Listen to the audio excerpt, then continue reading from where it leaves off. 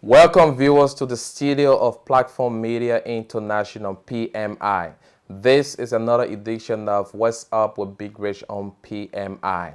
Today I'm in studio with two of my compatriots who are here to discuss on how can we as a nation, Liberia, get better. Liberia is 169 years old with an abundance of resources, gold, iron, diamond, you name it. Almost one of the largest rubber plantation in the world is in Liberia.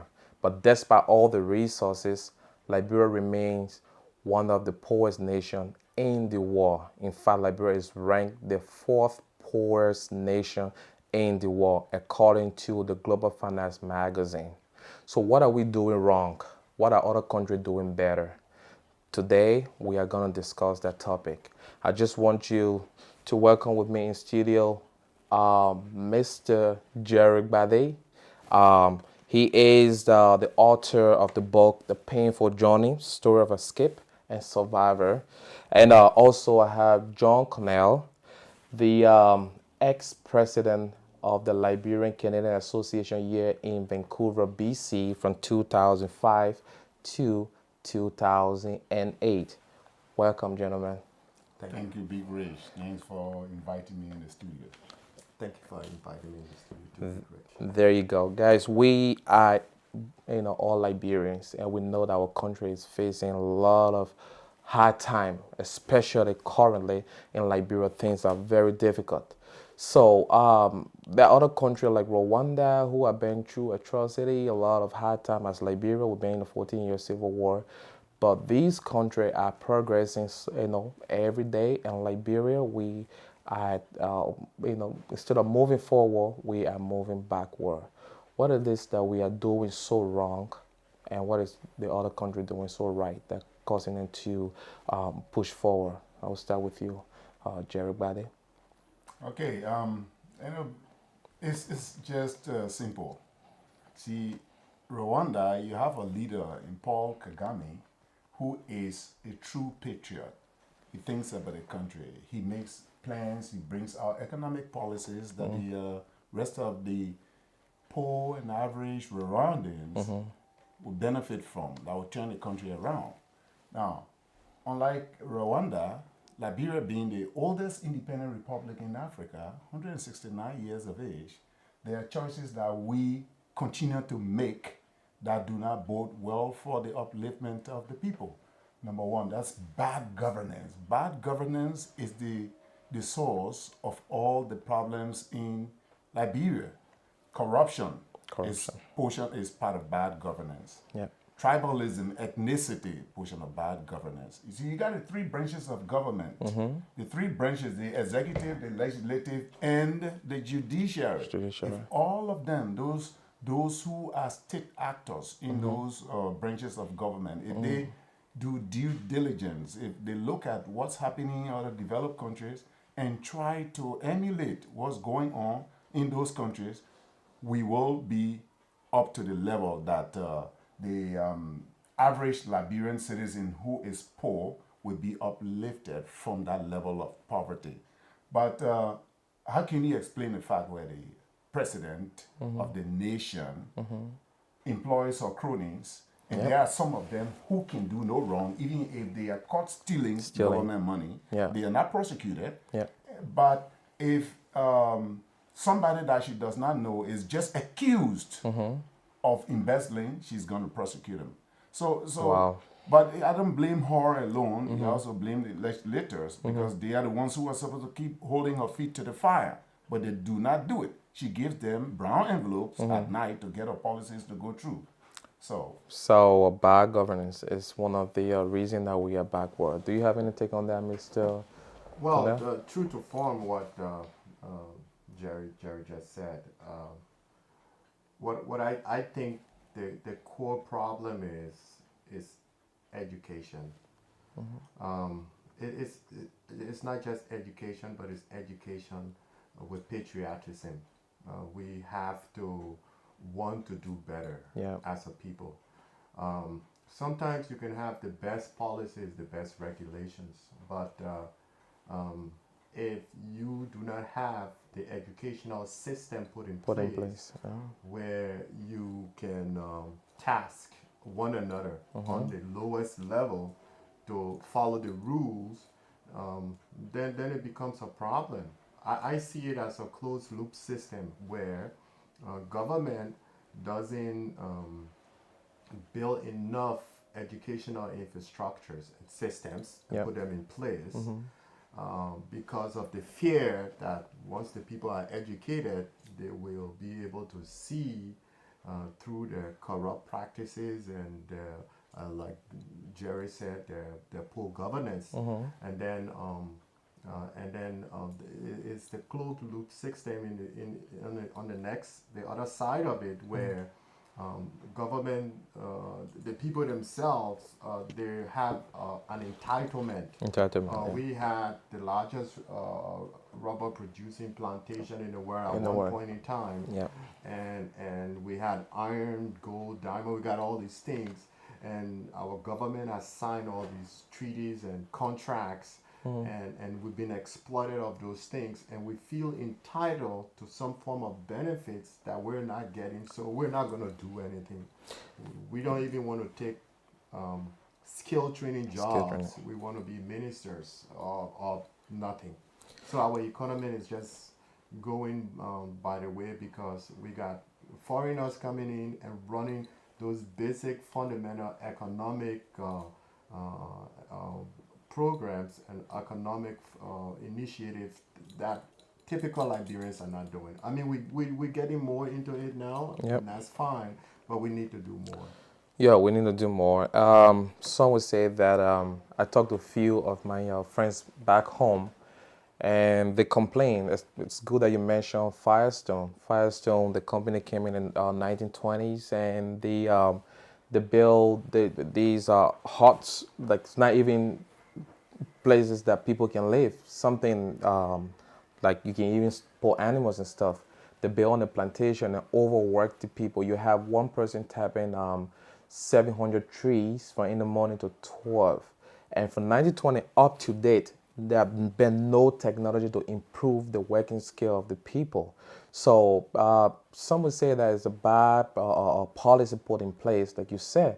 So what can the government do to improve? Because most companies come over with skilled workers instead of training local workers to be skillful people to run the company, to run the country, right? What would you say on that? Well, Firestone was established in Liberia in 1926. 26, yeah. It's all because the government of Liberia got a loan from the U.S. government, I think $500,000 at that time. Wow. And so there was this guy called Marcus Garvey. He's a human rights activist from the Caribbean, from Jamaica. What he had an organization called the United Independent Negro Movement, something like that. And he wanted to bring all the intelligent ex-slaves who were living in the diaspora to bring them back to Liberia. Now, when he tried to come in, the U.S. government, there's some kind of international politics played. They said, you owe us money.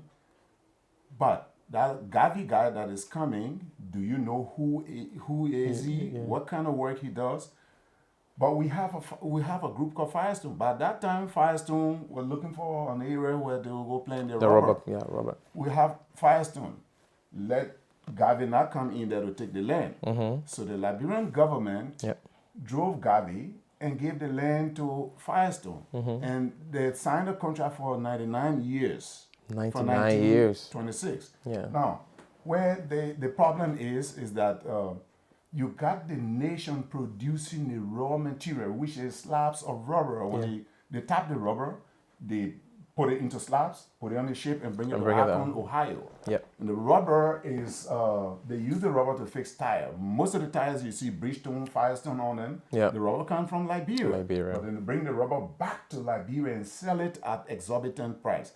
Now, what we as a nation should have done probably it is late now because the contract is almost already about to expire. Yeah. It's late. But what we should have done was to tell them, look, build a rubber processing plant right here in Liberia. Create more jobs for the people. That's right. See, you tap the rubber, but the people are doing back-breaking jobs. They tap the rubber, they don't even put it on a machine conveyor belt to bring it to the factory.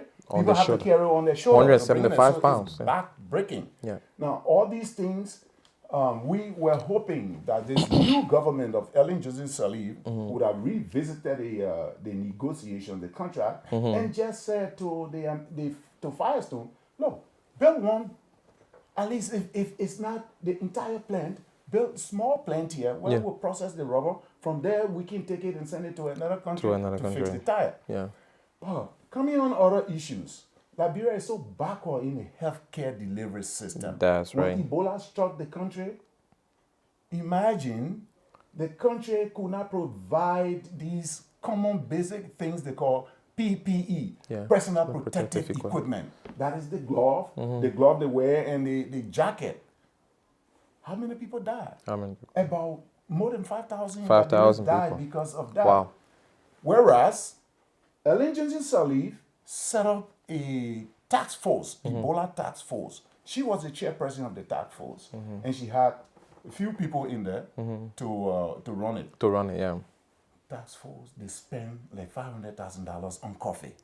Can you imagine that? So it's really bad. And just giving few stats on here, 5,000 in the country of 4.6 million. You have 5,000 health workers who are working full-time, part-time. And you have also 51 Liberian doctors working in Liberia with a country of 4.6 million.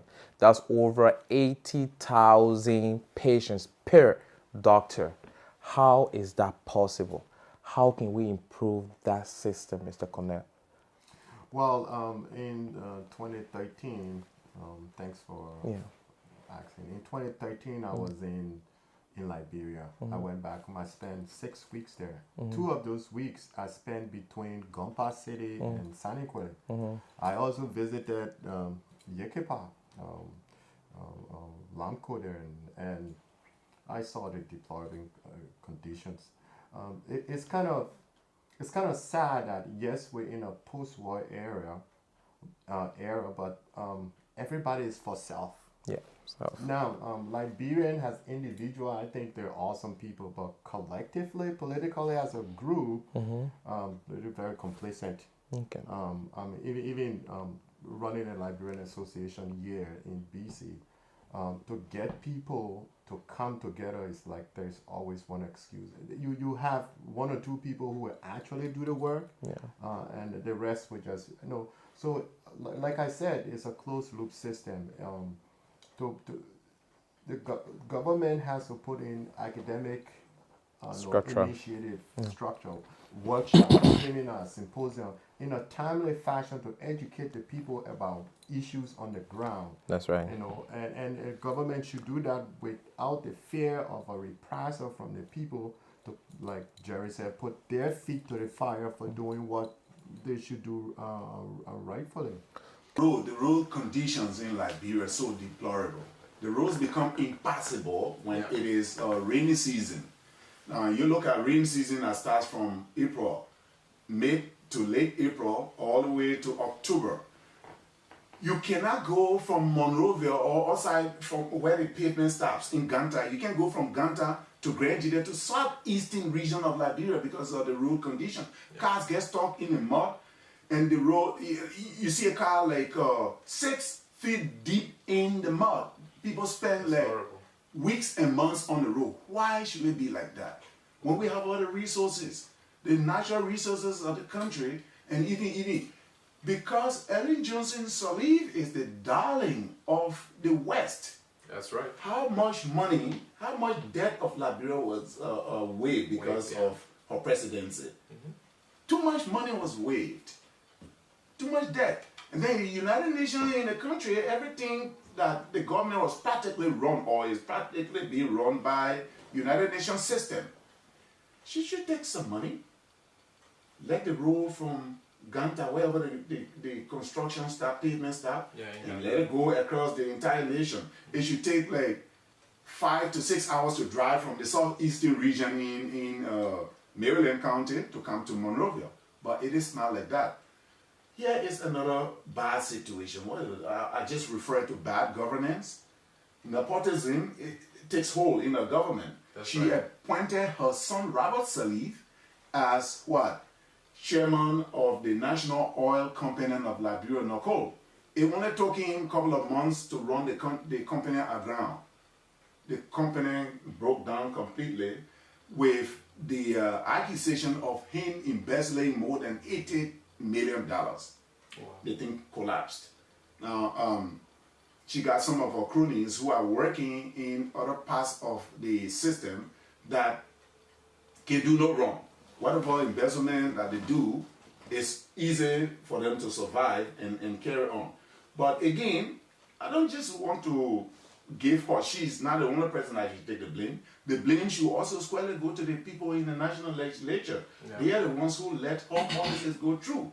Now, if they can sit down and do due diligence, do their work completely and say, no, Madam President, this thing that you're doing is wrong, we can't let you do it. Yeah. She's going to go back into her shell and want to do the right thing. Well,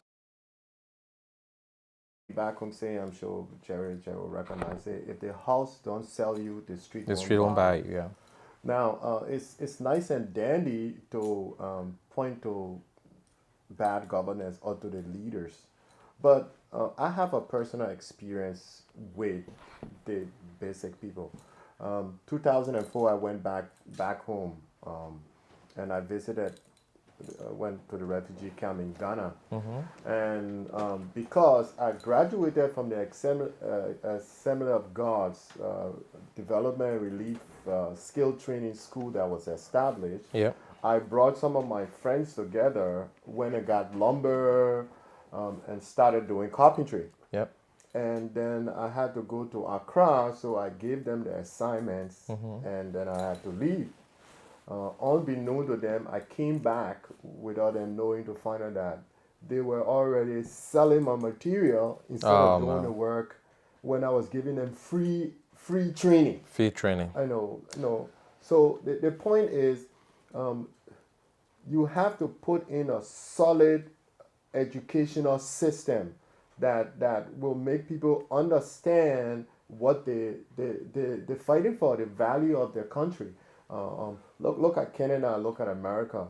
I mean, they might fight left, right, and center as they're doing in the elections right now in the States. But after all is said and done, when the guy say I'm an American, every American support him. And that's not what you get with us.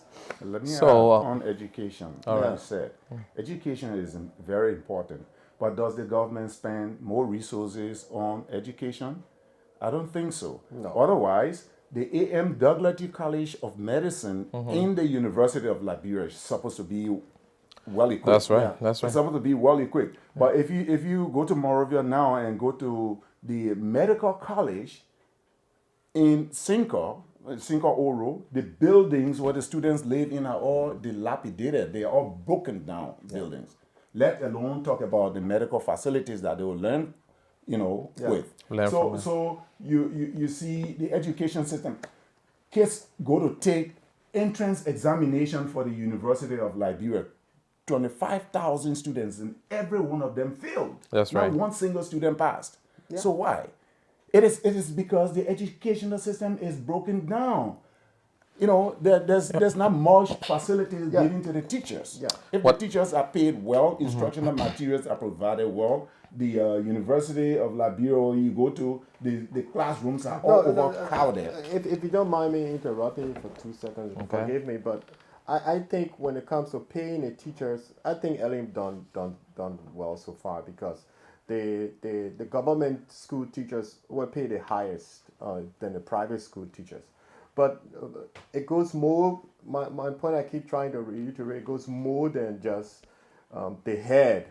Because I was with Councillor Adolphus Jacobs, the MCSS superintendent.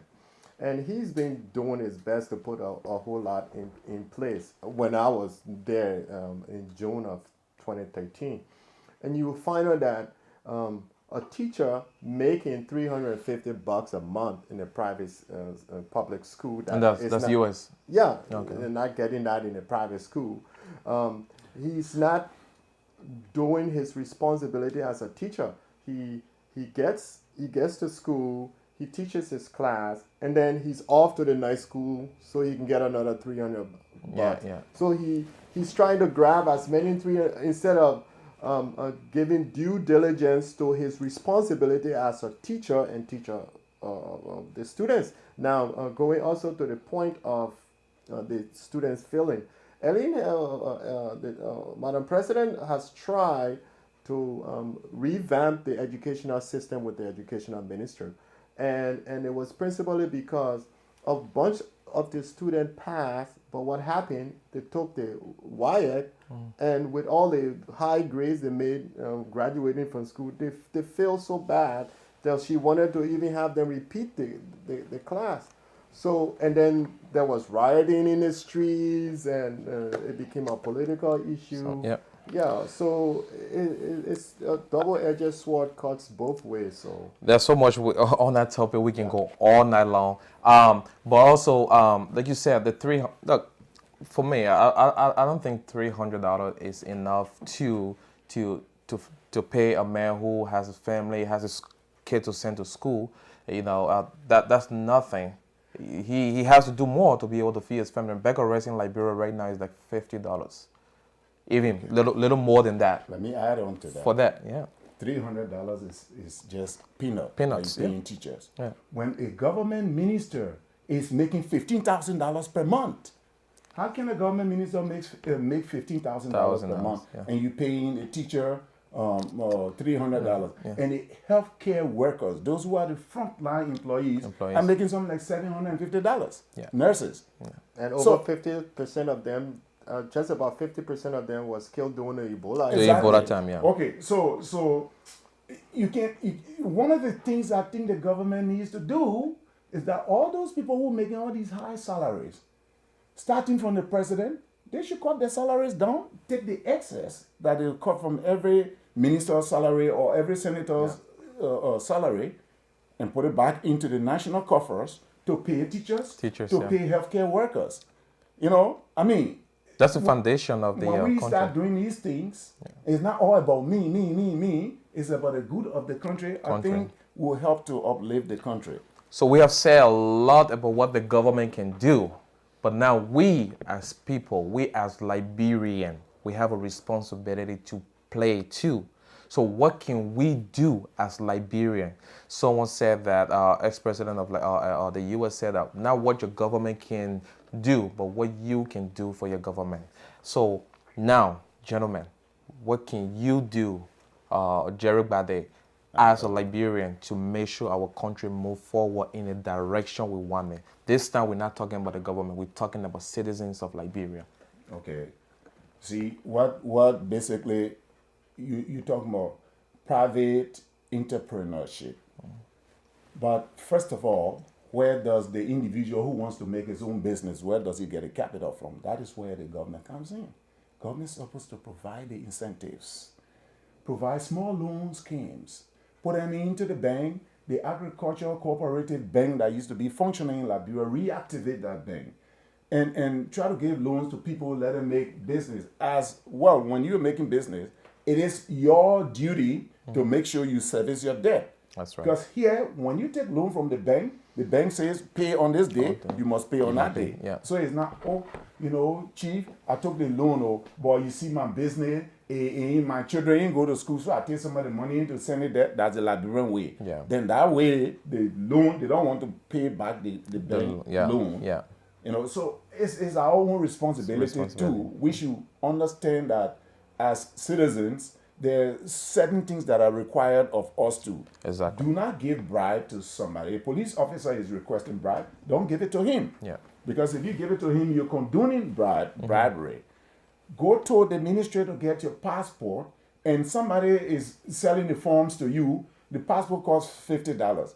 After you finish buying the form from that person. You pay for the passport. To pay this other person, pay that other person before your passport is printed and given to you. You spend more than what? $150. So it should be our own responsibility as well as citizens not to condone bribery. But again, that's because a lack of job opportunities for people, because the economy is so bad, because people are looking for the daily livelihood. That is why all these bribery, all the give me small thing under the cold, under the table. That's why it happens. It's happening. Okay. So, Mr. Cornell, what can you do as Liberian to improve Liberia? The first thing I can do, I would say, is appear on your show here and talk about it. Exactly. Hopefully, people will listen, and then they can use this as a starting point. They can start the conversation. What I've tried to do is get involved in my community, not just here, but also back home. I try not to just send money back home, but help whatever way I can in assisting of setting up workshop, symposium. I was in Gompa City there, and we want to work with the men because we've already done some workshops, some seminars on domestic violence, and the women are always in the forefront of those things, making things work. Even in our community, the women are always the one in the forefront. The men always want to lay back and not really get in there. Yep. So I try to encourage our own brothers get in there and do all these things. So let's do more workshop, more seminar. Let's have more academic and instructional systems and get ourselves involved, educate ourselves, and then we can have our self-pride in carrying on what we need to carry on. So just one more thing. Will you say that the present government has failed the Liberian people? Or? Definitely. The government has failed the people because being the darling of the West, there was too much international goodwill given to Liberia since 2005 because she, being the first female president in the male-dominated society, there was so much attention given her. Yeah. That led to the debt of Liberia being waived. $9 billion. In the millions of dollars. Billion. 9 billion. The Liberia debt to the international community were waived. Now, why can't you take that money to help to improve the life of the people? Wow. Basic things like if you construct a road from Ganta going up country, farm to market roads if they are well paved. Yeah. Hospitals are well equipped. Schools are well equipped. Not having students sit on the floor. Many schools, primary schools, students are sitting on the floor. You have students sitting on the floor, how will they learn? So all these things, if they are improved, basically the people will have the opportunity. Those who are frontline employees have the opportunity to do what they can do to make the country great. Yeah. But it starts from the leadership of the country. That's the policies and programs you put in place will make the people to follow suit. Okay. But you can't have one group of people who are the untouchables. They can't do any wrong. Your family and friends that are closer to you, but you can prosecute the other people who you don't know, but they're in the government. So what basically most of those who are engaged or in all this unscrupulous behavior, they go, okay, if the president's son can embezzle and he gets away with it, I too will do the same. I too will do the same thing too. So, Mr. Cornell, just 1 minute. Haile Selassie Johnson won the Nobel Peace Prize. One would say that there is no war in Liberia since she took office. Will you say that she still let the Liberian people down, given the fact of all we have discussed? Well, to a large extent, I think Liberia should be way better off, like Jerry said. Yeah. We had the international community basically, so sorry for us, sympathizing with us, recognizing our plight and all that. I think in a post-war era, it's not just the leadership; it's also the people themselves. Um, you have to change the mind of the people. Normally, the mind of the people are changed within a generation. That's about 20 years, whatever. But the bottom line, you got to change the mind of the people from being, okay, we are warriors, we're on the battlefield, it's everybody for self, to now there is no more war. Let's pull our limited resources together and work towards our common goal. Yeah. That's what the problem is. There is no real common goal because, like Jerry said, there are two different kinds of people. One who can't do any wrong, and then another kind who can't do any right. So, how do you work that through? There you have it, viewers, and my Liberians out there. We have to work together in order to make Liberia better. We have to hold our hands together. We have to educate ourselves. First, we have to take the responsibility because we put these people into power. So next time we want to select who we think can govern us better, we have to be very wise enough to know who's going to be in our best interest. But I sometimes get to realize that sometimes people just vote because this person is voting for this person. They don't investigate just how it's done in the Western world. So we take the blame. We also blame our government as well. We pray that better things will be done in Liberia. But that, from now on, tune in every week. We'll just continue to discuss this topic to know how Liberia, to make sure that our country, Liberia, get better, be on track as other countries like Rwanda, like South Africa. We are very old and we should be able to do something better for our country and for our future generation. Thank you. And I'm your host, BigRich. Welcome to, thank you guys for coming to the show. Look forward to see you guys. Have a good night. Thank you for having me. Yeah. Thank you. Thank you.